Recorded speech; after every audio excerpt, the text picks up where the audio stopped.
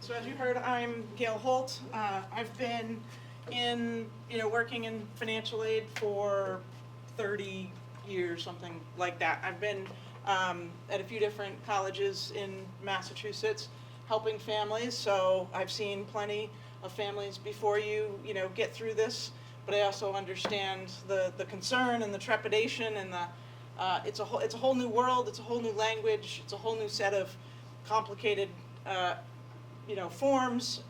It's a process that can feel very intrusive. And so my goal here is just to walk you through so that you know what to expect, and more importantly, you feel empowered through the process. So feel free to tell me to move if I am blocking anything, but we'll try to,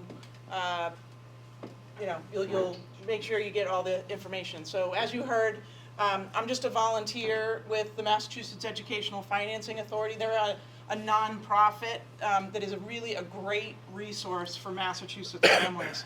They're not into making money, so they do have a loan program, but they also have a lot of resources for families. So you can get emails, services like these in terms of seminars, webinars, social media, lots of educational tools. They have a whole bunch of social media sites, so if that's something, that helps you get information and you've got one of the locations that you use frequently, I encourage you to check it out. Their emails, what is nice about their emails is that they're targeted, when you sign up for their emails, they're targeted by your child's age, and they're reasonably infrequent. They're not spammy emails. They're designed to send you information that you need at the moment that we are in the cycle. So whether that's a middle schooler and it's talking about course selection, whether it's junior in terms of talking about going on college searches, or seniors, when is the appeal process, or when should you be thinking about filing applications, the emails really are quite helpful. But MIFA got their start back in the 1900s, but a long time ago, and it was started by colleges really coming together to say families in Massachusetts need this resource, as well as students that come from other states but are attending colleges in Massachusetts. And just recently, some of the resources, the loan pieces of the resources, have been expanded nationally. So it's just a great opportunity. So what are we going to cover tonight?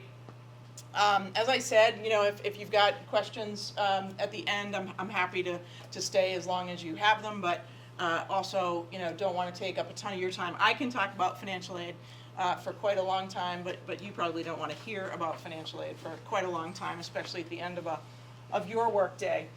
But we'll talk about, just get a head start on what are the types and sources out there for financial aid. How does the process work? What should you expect in the process? What I think is the most important thing is how are decisions made about eligibility? What does that look like? We probably won't get too into paying for college because and what you can do now is actually pretty easy, but that's a little bit longer. So there is the opportunity for some sessions and webinars on paying, but we'll touch on that as well. So just to get a sense, are most of you parents of juniors? Hands? Few, and then seniors? Okay, so like half and half. Great. So regardless of where you are in the process, I'm glad you're here now. So financial aid in general is just any funding source that's going to lower the cost of college, lower the build cost and other expenses that go along with paying for college. So it comes in three main sources. The first is grant money, scholarship money, gift money, free money. Those are all generally interchangeable terms. It's money that doesn't need to be repaid. It is the money that you want the most of, and it's the greatest source of, it is a great source of financial aid. But there are two other sources that are considered financial aid.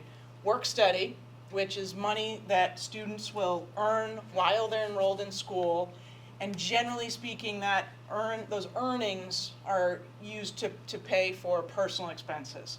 So it's possible that when you went to school, costs were maybe a whole lot less than they are today, and it's possible that families in the past or parents in the past who went to college were able to work alongside of their academics and were able to use some of that money to pay tuition. That's just not reasonable and practicable anymore. So if you're thinking that you're going to push your child to work and pay for school, then you need to be thinking about a lower cost college like a community college or something along those lines. And then federal student loans are also considered financial aid. And you may say, well, how could that possibly be financial aid? A loan you do have to pay back, and that is true.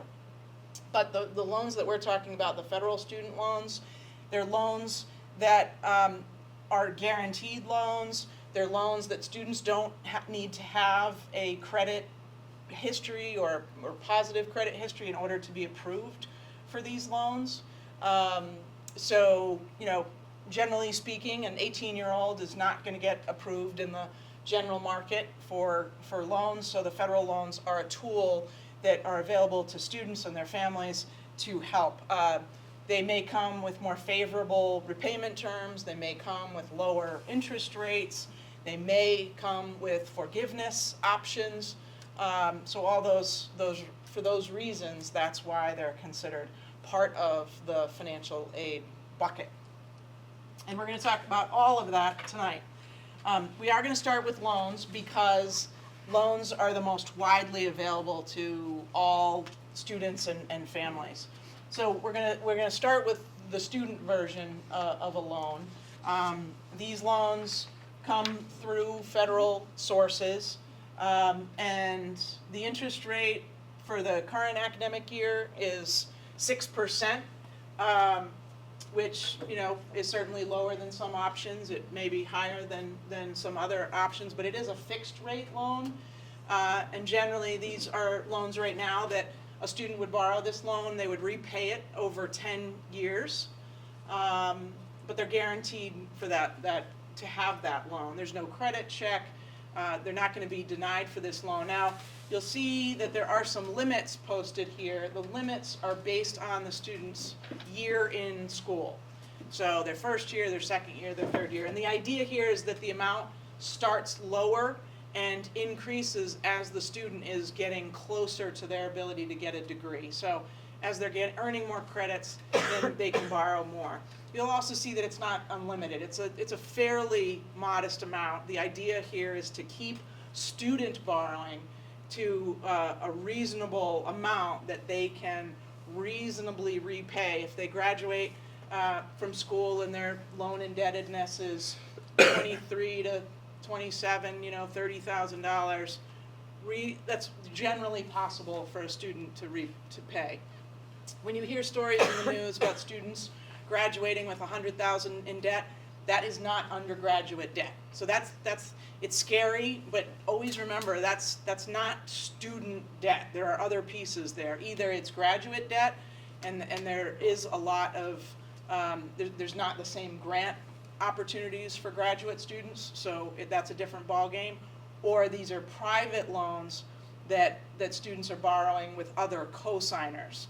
So keeping the student borrowing to a reasonable amount, and right now, the national numbers are sort of right in that $30,000 range. The big differential between these student loans is who is paying the interest. So they can be subsidized, and what that means is that basically we as taxpayers are covering the interest for the student. So the student doesn't incur any interest on these loans while they're enrolled in school in a degree program. So whether that's undergrad or grad, they do not incur interest. So from that respect, they're getting a little bit of savings for those years. If it's unsubsidized, that means that there is going to be this interest rate that's going to accrue, and it's going to be added to the loan, and that will be part of the repayment when a student goes into repayment. And the distinction between whether it's subsidized or unsubsidized is based on financial needs. So that's where, we'll get into it in a minute, but that's where there's a calculation of family resources and eligibility is determined.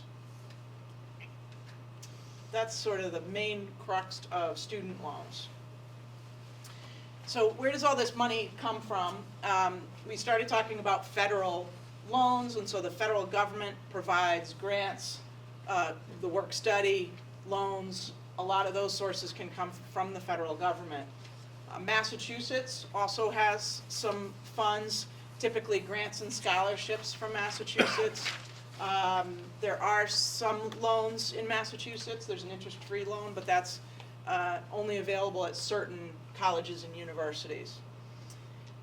The biggest, the largest amount of funding that's offered is typically from institutions in the form of grants and scholarships, and then some institutions will also offer loans, and some institutions may also have student employment as well as part of their financial aid offerings.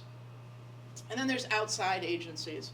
So this is going to be the Rotary Club, your professional organizations, all of those other agencies that, I know East Longmeadow has resources on the counseling section of their website where you can see what these other scholarships are, and they're searchable, and students should look for those scholarships as well.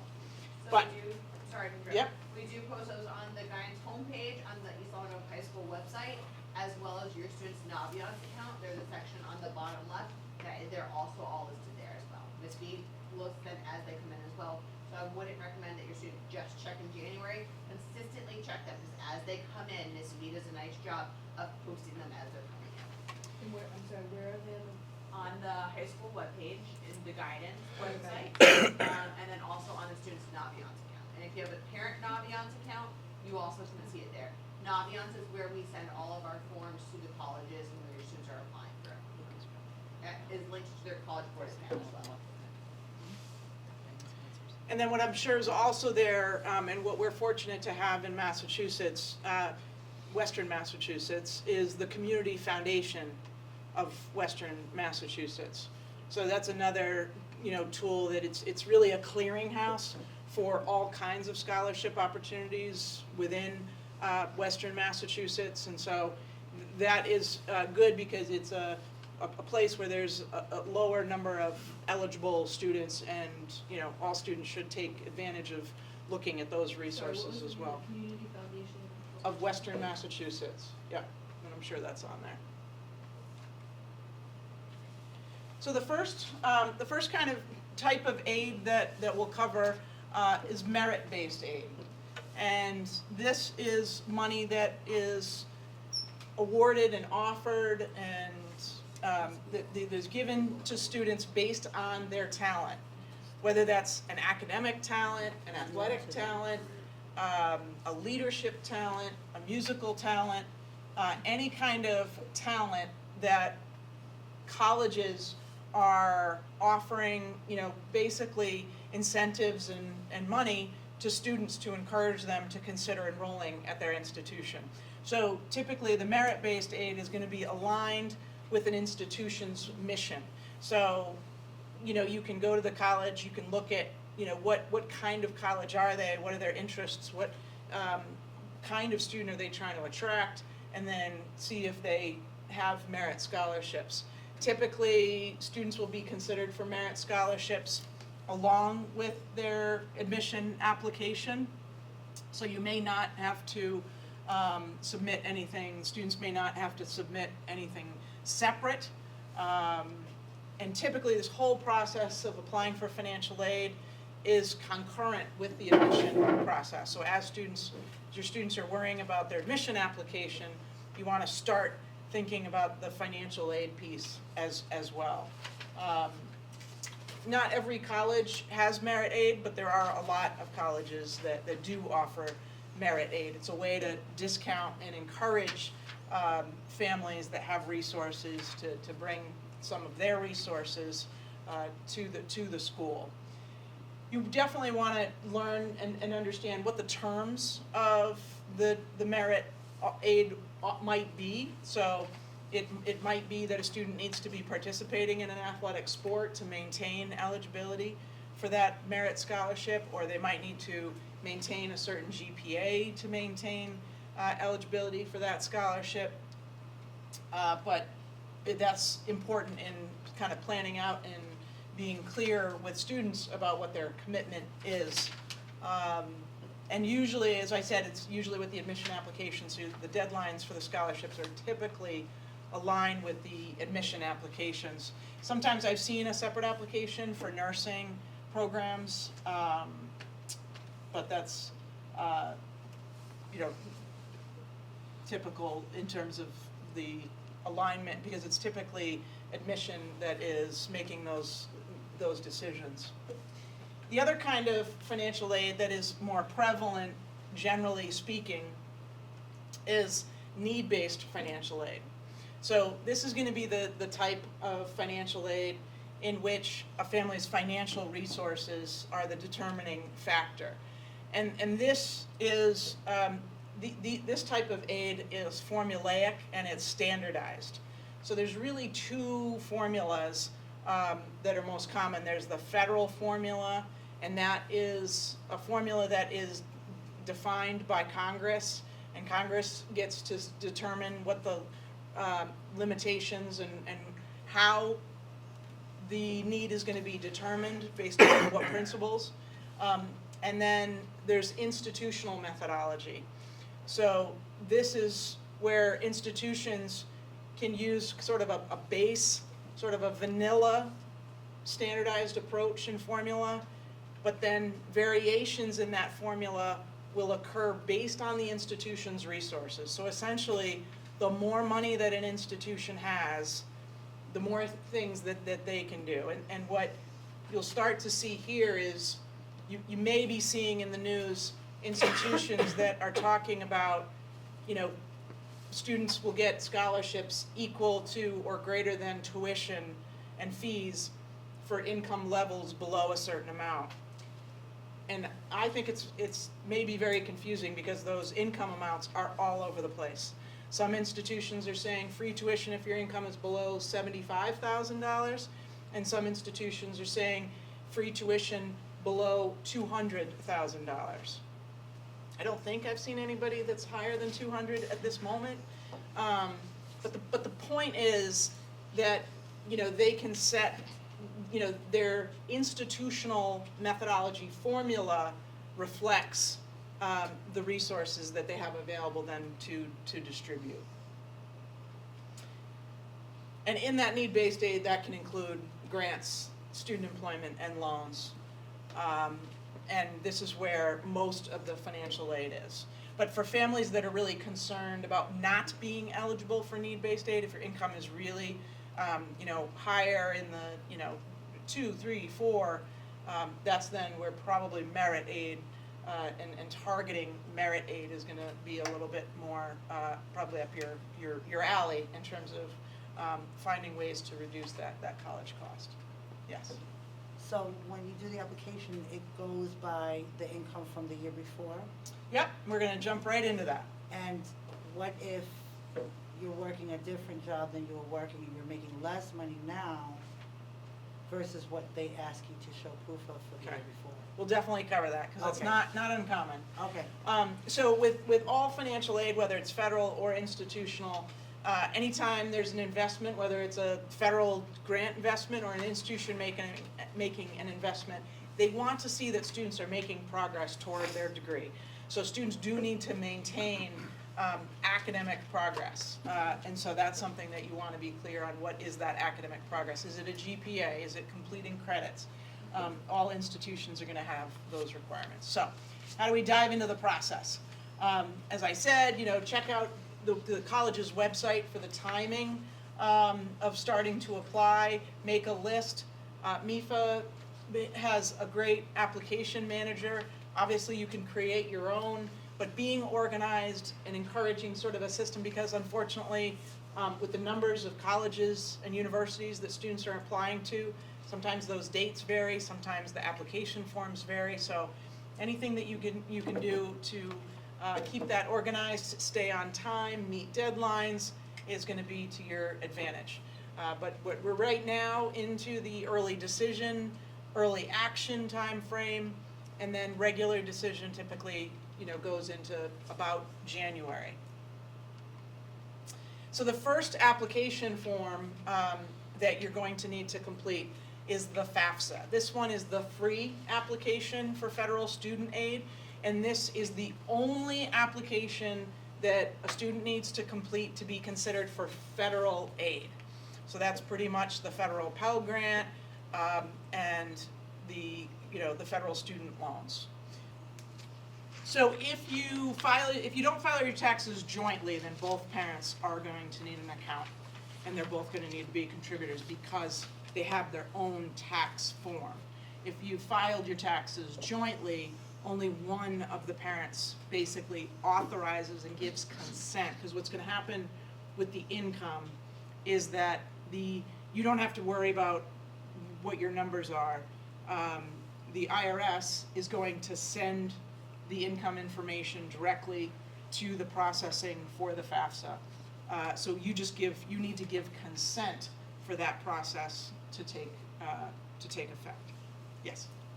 When the student sets up their account, should they use their school email or a personal email? What would you So recommend? they should always use a personal, great question. They should always use a personal email, because in my experience, sometimes the school accounts are deactivated, and because you fill out the FAFSA every year, it needs to be an account that they're going to be able to use again. If they know their username and password, it may not be a big deal, but in my experience, people forget things all the time, and you need that email to do the forgot password type. And just to reiterate, the accounts do deactivate after 6 months after graduation, so I would recommend using a personal email. Also, for any part of the college process, we recommend that students use their personal email. So when using Common App, reaching out to colleges, it just makes it more clean, and so that they can continue those communications after they graduate. All right. So here's where we get what comes through with the FAFSA. You need to be a U.S. citizen or an eligible non-citizen in order to be eligible for federal aid. So because of that, if you're not an eligible, student, there's no point in submitting the FAFSA. So there are questions about students' citizenship. Parents do not need to be citizens. This is a student's application. It's the student who needs to be eligible for the federal aid. And so there are cases where parents maybe don't have a social security number, and there's still ways for the parents to be contributors on the FAFSA in that case. But parents will include their information, their marital status, their household information, and then, as I said, the consent to get the income information directly from the IRS will be for this year, the 26-27 application year. It will actually be the 2024 income. So the good part about that is that should already be on file with the IRS at this point, because you probably filed your 24 taxes almost a year ago. And then in the future, it will just increase by 1 year each year. So if you're trying to plot things out and think about the trajectory of your income, yes, we're now heading into 2026. So it is totally possible that 2024 is not reflective of your present day situation. And absolutely, anytime something is not reflective of your present day situation, then you want to share that information with the colleges. And colleges all have a process by which they can receive changes of circumstances. So you still need to follow this process. You still need to, the 2024 information needs to come over, but we'll talk about what you do next. And so what comes over is information that's on the tax return. So it's taxable income and untaxed information if it was on your tax return. So there is some forms of information Social Security income that maybe is not taxed in certain situations, or contributions to pension savings is not on the tax return, so that information won't be included. And then student assets or family assets, parent and student assets, that is information that you will enter manually on the form. So this is going to be your savings, your investments, checking accounts, business values, if you own other property, whether you're renting it or not, you know, any property that you own, all those things. You will not on the FAFSA, you will not enter any information about your home, your primary residence. You will not enter any information about retirement accounts. So money that's in a qualified retirement account, you will not enter. And then if you are receiving child support, you'll enter that information when it's asked as well. So debt that you have is not a consumer debt. The only debt that's really reported would be the debt, if you have debt on other real estate. Then it's the equity in that real estate that you are reporting.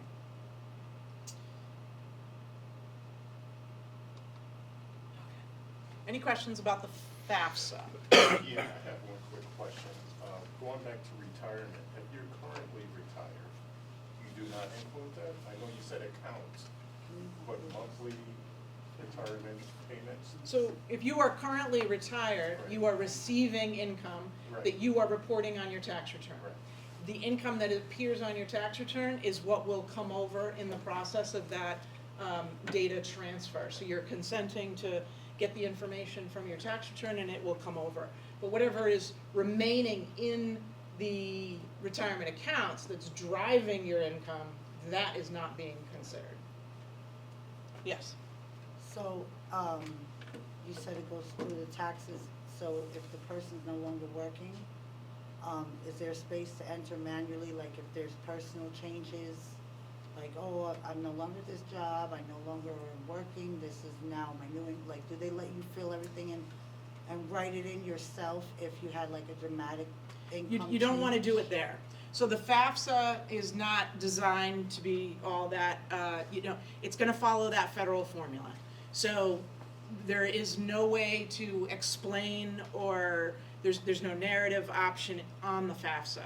So I'll get to what you would do, but you would leave those numbers. So the one time you want to make a change is that for your household information, because you have deduction dependent information on your tax return, there's a way to assume and calculate your household size.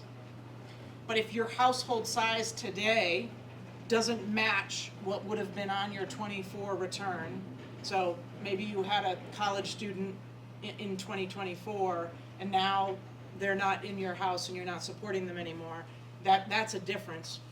You then, when it asks you if you have had what your family size is, you want you to report your family size as of the day you're filling out the form. So if you know your household size is different, either it's gotten bigger or smaller, you can put in that number reflective of what it is today. And all the asset information is reflective of what it is today. It's not reflective of what it was when the income was there. So the income is past, everything else is present and current. So then there are schools that use that institutional methodology that use another application, and that's the CSS profile application. The profile is an application that is managed by the College Board, so the same organization as the SATs and the APs and all that. So some colleges require it. You can easily go to either the college's site to find out if they require it. You can go to the profile site, which is csssprofile.org, and you can search for institutions by state or by name or some other information. This is a fee-based application. However, There are many families, like, it ends up being, I think, like 40% or something, of families that get a fee waiver and don't have to pay the fee. So if a student has already received an SAT fee waiver, the student should log into the profile because that fee waiver will automatically be applied to the profile as well. So generally, if families make under 100,000 and meet some other criteria, they may qualify for that fee waiver. And then at any point in the application, if a student reaches a metric that would waive the fee, their student is told, you now have a fee waiver for the application. The profile also opens up on October 1st. So this is an application the same time. With the profile application, it is a little bit different because if the student's parents are not married to each other, then it is possible and probable that colleges may ask for a profile to be completed by the student's other parent. And that's separate, it's secure, no information is shared, but that is something that you'd want to know about and handle as well. And there's a whole webinar, if you'd like a webinar from MIFA on what to know about the CSS profile process. But that's not required by all colleges. All colleges that distribute federal funds have to utilize the FAFSA in that process. And with the profile, you're going to enter a lot of similar information about income and assets. It does get more detailed on the profile. It gets more detailed because colleges typically are using that tool to give out more money. So if you're only giving out slices of some money to some people, you don't need to be that precise with how you're determining their eligibility. If you're giving out tens or hundreds of millions of dollars, you need to figure out how to distribute that more equitably among families, and you need finer slices of families' financial strength. And so that's why the profile is used. That's why it asks for more information. It will ask for information about your home. It will ask for information about your retirement accounts, but that's not part of that's not part of a formula. It is so that okay, I answered that question about my retirement, which means this question about my investments is a different question.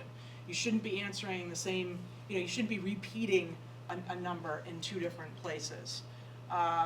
The profile also gets into expenses that you have. So if you have medical expenses, if you have had a change in your income, if you have private school tuition for younger children, the profile gets into that detail so that it can distinguish your circumstances from other people, so that a school can immediately see that your income has changed from 24 to 25. You can report that. You can add narrative on the profile. You can say, this is what happened to me. I had a job in 24. I don't have a job in 25. Here's what 25 looks like. Or I'm supporting other family members. Here's how much I'm giving and supporting these family members. So you can add a whole lot more to the profile.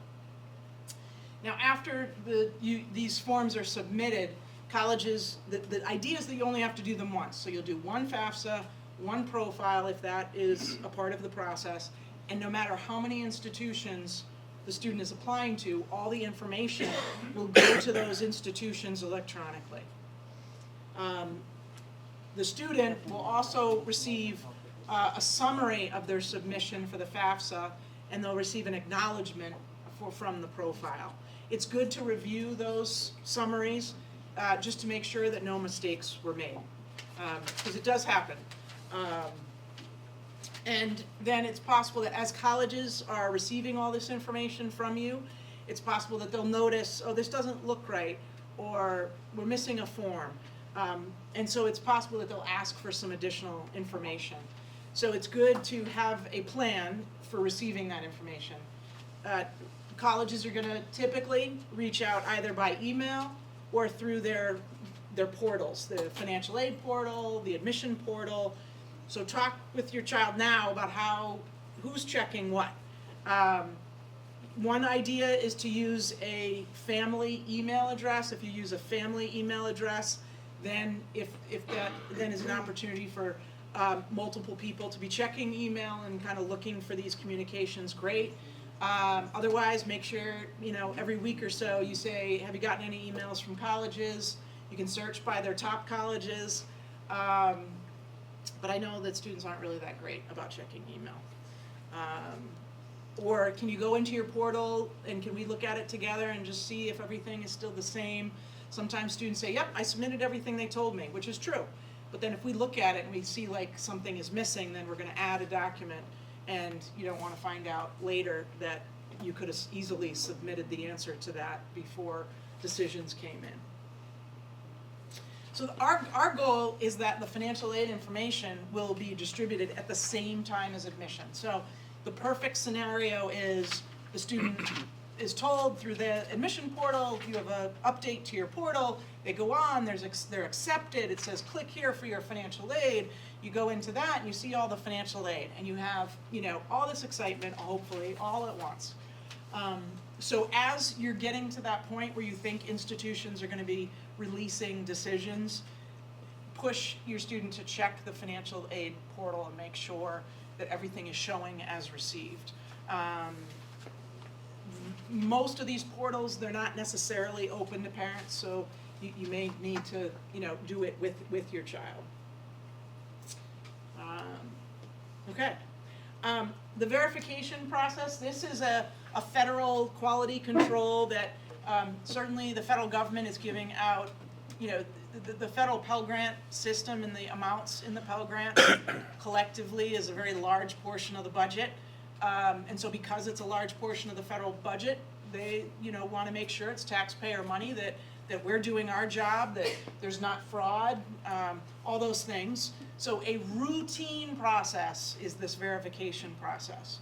So if an application gets selected for verification, it's not really a big deal. We just, sometimes schools are gonna say we need to collect some additional information from you. That, it's actually kind of decreasing with this, the tax data transfer, because if it's coming directly from the IRS, then it's usually not a problem.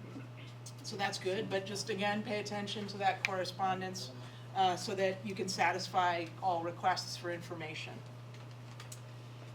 What can you do with the financial aid office? We're here to learn about financial aid, learn about different colleges and how they think about financial aid and what their scholarships look like. What happens when you have a change in circumstances? So look at the college's website and look on the financial aid site, Google, what happens if I have a change in my circumstances. That will tell you exactly how you can request reconsideration or appeal or whatever words they're using. But generally, you will write a letter or something. Sometimes colleges have forms to make it a little bit more concrete, but it doesn't have to be a form. You just need to be able to document and explain what has changed, and then the college will determine what they can or cannot do for you.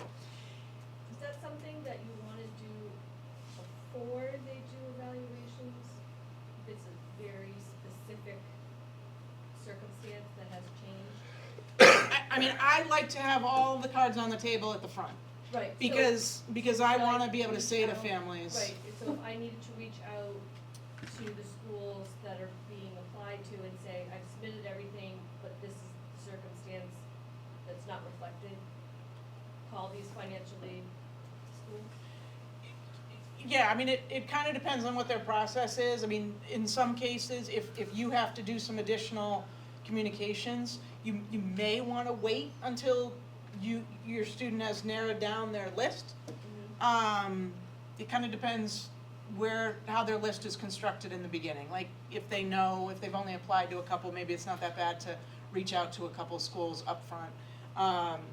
And it depends on the degree of what that change is. But that's what's nice about the profile, is you can put narrative in there, use numbers, always try to quantify what that change is. If you fill out the profile, but the school doesn't require it, will they look for it? if No. it's been filled out? No, it has to be required, because you have to have a whole system for being able, Got the it. college does, to digest that profile. But colleges sometimes have chat chats, email, phone calls, there's all kinds of different ways. When you go to open houses, there's typically opportunities for families to make appointments and meet with financial aid folks, take advantage of that, all that information. So how are we making decisions? Let's talk about what financial aid eligibility is first. So tuition and fees and food and housing, that's all pretty well published on colleges' websites. But there's also other things. Books and supplies are needed to be a college student. You need to get to the college in transportation. Students need to have there will be personal expenses. So all those things together are the annual cost of attendance at an institution. You should be able to find this number on any college or university's website. So you should be able to Google, or on their homepage, what's the whole cost of attendance, so that you know what that whole number is. Some of the items are billed, but some of the items are not billed. That doesn't mean that they're not part of a student's eligibility. And then through those two formulas that I mentioned, the federal formula and the institutional formula, and all the information that came on your FAFSA and your profile, there's going to be a calculation of, for the FAFSA, a student aid index. This is generally a number that represents financial strength as a whole. It does not represent what they think you can pay out of your pocket for 1 year. It's never, hardly ever, going to be a number that you like, because that's not what it's designed to do. It's designed to be an index to say, these families have absolutely no discretion in how they use their income, and these families on a spectrum have all kinds of discretion about how they use their income. These families have probably used just as much of their income as these people. But the whole system is about leveling the playing field to, assess financial health, whether it's income health or asset health. So income is definitely weighed more heavily in the formula than assets are, because assets need to go further. So if you're really doing like a real back of the envelope kind of assessment of, if you look at your whole net worth, about 5 to 6% of that should appear as a contribution from your assets. You should expect that. On the income side, it could be anywhere from 22 to 45% of income after the basic protections, which are taxes that you have no choice over, federal taxes, state taxes, property taxes, any of those kinds of taxes, plus a very modest standard of living. So not what you think is a necessary standard of living, but a modest standard of living. So that's why, it's generally not ever going to be something that is a welcome number, but it is part of the baked-in system. So you can see there's lots of places you can do a calculator to see what your student aid index might look like. But if you take that whole cost of attendance and subtract the student aid index, then that is the financial aid eligibility. And in a perfect world, financial aid would fill that financial aid eligibility, and all you would have to worry about is the student aid index that you didn't really like in the first place. The problem is we all have a lot of eligibility because college is expensive, incomes have stagnated, and there's a lot of eligibility out there is the bottom line. So not every college can fill the eligibility. But what are colleges going to do? How are they going to make decisions about your student? First, they're going to look at what is their cost of attendance. And the very first thing is the family responsibility. So your calculated family contribution or student aid index is the first thing that needs to go toward those expenses. So the first thing you should be thinking about is, okay, well, we definitely have to cover the personal expenses, we have to cover the transportation, we've got to cover the books, and then you might get into some of those billed expenses also. And then the colleges are going to look at what grants and scholarships do they have to distribute. So maybe there's merit aid, maybe there's need-based aid, but how much do they have? The more endowment they have, the more they're going to have to give out. Are they then gonna include student loans in there? Well, because, it's still a financial aid piece, it's a way to lower that cost. And then student employment, and again, that student employment roughly could be enough to cover those personal expenses. It doesn't mean they always line up, but student employment could be $2,000, at some colleges it could be $3,000. But kind of compare the student employment amount to what they're saying the personal expenses are, and that's where you can also have conversation with your student about, okay, you need to work while you're in school just to cover your personal expenses. We'll try to work toward the bill. But the problem is that if a college can't fill that whole barrel, then the only person left to pay the difference, the unmet need, would be the family. And that's why then, So in you this- really have to add the unmet need and the SAI Yep. together. yeah, so then that number that you already didn't like now is worse. Yeah. So what you really want to look for is you want to look for colleges that meet a full need. So you'll hear that full demonstrated need, full calculated need, full need. You can Google it. There are more and more colleges that do that, but it is going to be the most selective, the most well-resourced institutions that can offer that level of financial aid. Work study, that portion of it, like here you've got it as 2,000. Is the student guaranteed that?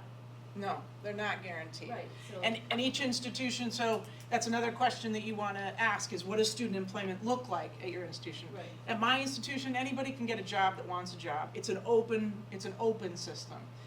But we put institutional dollars into student employment. At institutions that are only using their federal dollars, they may not be able for everybody to work. They may be able to say, okay, we can let you work for 2,000, but you can't earn any more than that. Or we can only let students that have, work-study work, or jobs are just hard to come by. So you do want to ask about the culture of work at different institutions. And there's information in the news about the federal budgets that they're trying to cut things. They're talking about cutting work-study. So I don't know what the future of work-study looks like. And every institution has different amounts. At my institution we have a couple 100,000. That's not going to matter if we lose it. But some institutions have millions. So that is going to make a big dent if they lose some of those dollars. Really add that into your total flow. I mean, you don't really have a good feel for that being. That's a personal choice, because some parents will say, we really don't want our student to work while they're, they focus on academics. And so, it's not gonna get replaced by grant, let me just say that. You might be able to replace it with loan. Also, working is actually good for students. It does add structure. I love that students can work in an office where there are adults, so they're already away from home, they're away from you. It's not like, it's good to have students that work in our offices because, we want to take care of those students, we want to check in on them, we want to ask them how they're doing. If they're having a tough time, you notice it. If they say, I've got this paper, I can't work today, there's understanding and helping students learn the work environment. So I actually think encouraging your student to work 4 hours a week or 6 hours a week is a good thing. And they're not going to spend that 4 to 6 hours studying necessarily, if you think they are. So they will find time to have fun. So, encourage them to work. So another way that you can find out how much, each institution might look like for your family is through the net price calculators. Every single college has to have on their website a net price calculator. So you can go to the college's website, and in their search bar, you can search net price calculator, and you should get right to their page. There may be one calculator, and there may be a couple calculators, but they should guide you through entering some basic information to get what might a cost for my family look like. There may be questions about academics on there. There may be questions about, your finances. Some of them are more in-depth, some of them are less in-depth. They're designed to give you a range. It's not a guarantee, but the better information you add there, the more better information you're gonna get back. I would say they should generally be fairly accurate. That's the idea. So I do encourage you to use them. If you feel like you're getting some weird responses, or you're getting variations that are unexpected from like schools, call the school and ask them, this is what I got from your net price calculator, you know, it doesn't seem right, or I don't understand it, and in theory, they should talk with you about it.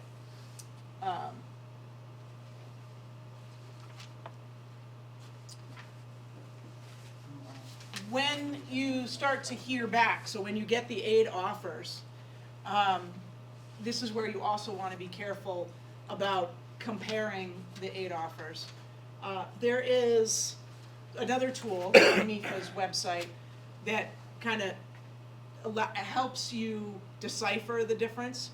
There is not one format that colleges have to follow in terms of presenting this financial aid information, and that is confusing. There is a college cost transparency initiative that hundreds of schools are a part of, but there are thousands of colleges and universities out there. And so the institutions that are part of the College Cost Transparency Initiative, they have pledged and have proven that their aid offers have certain elements that are designed to be transparent. So what you want to know is, what are the different elements? What is free money versus what is money that needs to be borrowed? What is work study versus, you know, what's unmet need? So this could be 3 different colleges and information from 3 different colleges. And so it could be 3 different colleges that are offering different totals. And so the cost to the family is going to be different across those 3 different colleges. This could also be 3 different students at the same college. So really breaking this down is important, but that's what you want to make sure you're comparing apples to apples, not, you know, just the bottom line. Because if you compare just the bottom line, in this example you've got 3 examples where the total is the same, so you might say, oh, okay, it's going to cost me the same, but the problem is some of these College B and College C have included a parent loan in their aid offers. And so a parent loan is not, number one, a guaranteed. You have to want to apply for it, you have to be approved for it, you have to be able to pay it back. So you should just cross it out. The colleges are just trying to show you how they can be affordable, but the problem is it's really, it doesn't meet the spirit of transparency. And it generally comes from colleges that are less well-resourced, because they're just trying to illustrate how you can borrow money and you can make the finances work. How are we doing on time? So we're a little past 7, so I'm right about an hour. What I didn't cover, so I'll get to it in case you had a question, is outside resources. So external scholarships. You'll want to know, how does an institution treat external funds? Ideally, if you get a $5,000 scholarship from the Lions Club, there you go. Hopefully it fills that unmet need, and then all you have to worry about is the $5,000 that is the contribution. But colleges get to decide how they're going to treat that. So it is possible that an outside fund could displace a scholarship, and you'd want to know that up front. You do need to report all outside funds, but most of the time, many institutions try to replace the work study or the loan or the unmet need, so that students are benefiting from those outside scholarships. Tuition benefits, if you have a benefit from an employer, that's the same as an outside scholarship typically. So Yes. if you get outside, through something in town or something, you Yep. need to then report it to the Yes. financial aid. Yeah, you do. So, what if they get accepted, can they continue to apply for scholarships from different organizations, whether it's like a couple thousand here or there? Do they have to still report that to the school? Yes, so, when should students apply for scholarships? As early as possible. But yes, students can continue to apply for outside funds after they've received the financial aid information. But any funds that are offered toward that current year do need to be reported to the school, and then the school, will tell you how they will use those funds. Some schools may allow, if they say that the need has already been met, let's say, some schools will allow those funds to go toward a computer or other technology that a student needs at that institution. So many times institutions will at least try to work with you. It just depends on what their financial profile looks like. And I can just note, sometimes students who win, who get awards at our awards night, which is in May, oftentimes those checks are written out to the school that the student has said, I'm going to Amherst College. They write the awardee, the person who was granted the award, sorry, it's late, will write the check out to Amherst College with the student's name on it. So the check is not always written out to the student themselves, but the school that they're designated to go to. Yes, other questions? Where does, in that last slide, where would like the 529s fall into that as far as? Great question. How do 529s get factored in? So 529s are treated as parent assets if the parent is the one who owns the 529. What if the grandparent did? If the grandparent owns a 529, it is not a parent asset that is reported on the application forms. It's a grandparent asset, so it So we doesn't just- even really if get I have counted. 2 children, so I have 2 529s, we just report the one for each child individually? So on the FAFSA, you will report 529s that parents own in the name of the student only. You will not report the siblings, when the sibling is a beneficiary on the FAFSA. And that may only be for this year. On the profile, you will report 529s for all children. Only if it's in the parent's name. If it's in the parent's name, if it's the parent owns it. If the student happens to own a 529, which is super rare, then the student would report it as their asset. But again, that's typically pretty rare. Question? What is a 529? Great question. Thank you very much. A 529 is a savings account that has, the 529 refers to the federal tax legislation, but it has special tax rules where there's not taxes paid on it. It is accumulates interest-free and it is paid out interest-free as long as the money is going toward college expenses. So it's a very special, useful account for saving for college. So when you get to the, how to pay for college portion, if you're looking at paying for some from savings, be it student savings or parent savings, that's where that 529 can be helpful. And then you may pay for some of it through current income in the form of a payment plan. And typically the payment plans are no interest, but they usually have a small, modest administrative fee for them each semester. And then families sometimes will use educational loans as well. So that's how families will compile a financial plan to put toward college. So if you start looking at these calculators and start thinking about how could I separate this number into a third from savings, a third from current income, and a third in terms of my future income and borrowing, that is one ideal scenario. If you look at that number and say, oh, this is great, I've saved, I've done my job, then good for you. You can do it all from savings, and then you don't have to worry about your current income. But in the cases where there's not savings, then you might be putting more pressure on both your current income and borrowing more in terms of the future income. What was those thirds, the current income, loan, what did you say, sorry? So current income would be payment plans, Oh, and future income would be loans. and then what was the other third? Savings, Savings. past income, yep. But there are also, so, having a conversation about affordability, I really encourage you to be talking, with your children about what you think you can do. And think about it as whatever the program is for that student. If it's a 4-year program, if it's a 5-year program, it is always challenging when a student comes to me, in their 3rd year and says, my parents can't pay anymore, and nothing has changed fundamentally. It's like, well, we offered our aid based on what we could do, so we can't just change it without there being a real change in the family situation. But there are other, ways to make college affordable.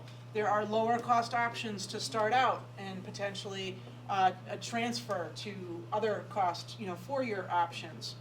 There are parent loans that will maybe help in the financing plan. There are some things that you need to know about that are coming up in this new year. There are going to be some limits on those very specific federal parent loans. There are other kinds of loans that families and parents can consider, but there are going to be limits that didn't previously exist on these federal loans, so you want to be aware of that, and kind of plan that into the 4-year plan. And then, lots of options in the state of Massachusetts in terms of different financial options. So those are good things to check out, and hopefully you can see these web links on the slides so that you can refer to them later. So this is a slide, just some things to think about now in terms of if you're a parent of a senior, setting up those accounts, getting the FAFSA and the profile filed, or if you're junior, thinking about that for next year. What other questions can I answer? I thank you all for being here, and I'm absolutely happy to stay and answer other questions you may have, and I hope you have a good night, and congratulations to everybody that has children and friends that are being celebrated tonight. Thank you. Thank you.